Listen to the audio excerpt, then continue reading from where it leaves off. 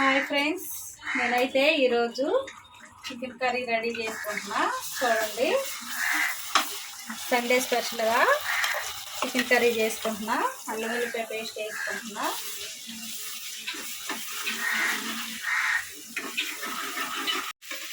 ఇందులో వేస్తున్నా. చూసారా, నేను కొంచెం ఫ్రై లెక్క ఉండాలి, కూర లెక్క ఉండాలని నేను కొంచెం మసాలాలు ఎర్రగా వేపుకున్నాను.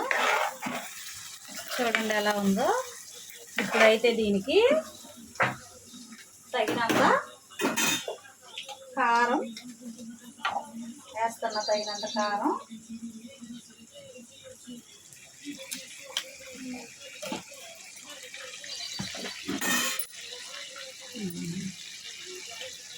తగినంత కారం వేస్తున్నా.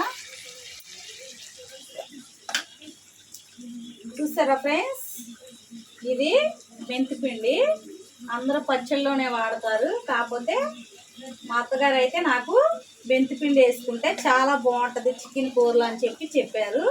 అందుకోసమనే చికెన్లో కూడా నేను మెంతిపిండి వేస్తున్నాను. తర్వాత తగినంత సాల్ట్ కూడా వేసుకుంటున్నాను.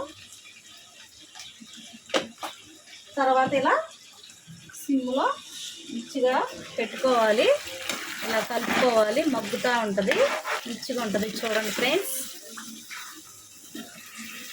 హాయ్ ఫ్రెండ్స్, ఫ్రై లెక్క కాకుండా ఫ్రై లెక్క కూర లెక్క ఉండాలంటే చికెన్ ముందుగా ఉడకబెట్టుకొని పక్కన పెట్టుకోవాలి. చూడండి ఎలా ఉందో. ఇది కూర లెక్క ఫ్రై లెక్క రెండు విధాలుగా ఉంది. మేము నలుగురు ఉన్నాం, అత్తయ్య మావయ్య మా ఆయన గారు, మేము ఉన్నాం. మా పాప ఊర్లో ఉంది. మా నలుగురికి సరిపోయేలాగా ఇలా చేసుకున్నా. రెడీ అయిపోయింది. చూడండి, మేము రెడీ అయింది, టేస్ట్ చేస్తాం. హాయ్ ఫ్రెండ్స్, హాయ్ చెప్పండి అందరికి. కూర ఎలా ఉంది అత్తయ్య గారండి? మేమైతే ఈరోజు సండే స్పెషల్గా చికెన్ కూర చేసుకున్నాం కదా, అలాగే టేస్ట్ చేస్తున్నాం. చూడండి, మా ఫ్యామిలీ అంతా చాలా బాగుంది అంటున్నారు. మా మామయ్య గారు మా అత్తయ్య గారు అయితే కూర చాలా టేస్ట్గా ఉందని చెప్తున్నారు. మా అత్తయ్య గారు చెప్పినట్లు మీరు కూడా చికెన్ కూరలో మెంతి పొడి వేసుకోండి. ఓకేనా ఫ్రెండ్స్? బాయ్.